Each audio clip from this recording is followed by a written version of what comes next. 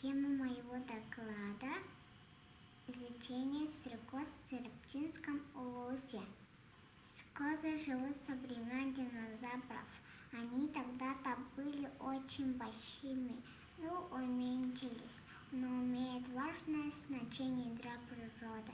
Они уничтожают комаров и москитов. Цель моего доклада – изучение стрекоз в Серптинском улусе. Задачи. Первая – наблюдение за стрекозами на разных местностях. Второе – отлов стрекоз. Третье – сравнение отловленных стрекоз. Мы отлавливали стрекоз в Черепчее-Мандакае с воздушного стачка. Стрекоз помещали на ватные матрасики и сравнили между собой. Мы изучали 3 года. Первый год 25, второй 80, третий 28 штук стрекоз. По результатам сравнения самая большая коромысла,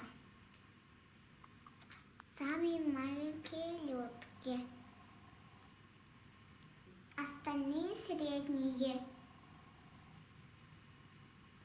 В первом году преобладали 2 вида: черный стрекоз и лютка-невеста.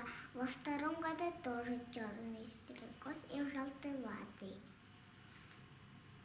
В третьем году мы нашли новый вид – плоскобреж 4. В селе Черепча и лютку зеленую. Стрекоза летает летом, тогда тепло и солнечно. Они не летают в пасмурную погоду. Второе. В Серптинском улусе всего 9 видов стрекоз. Очень много черных стрекоз. Они летают до осени. Спасибо за внимание.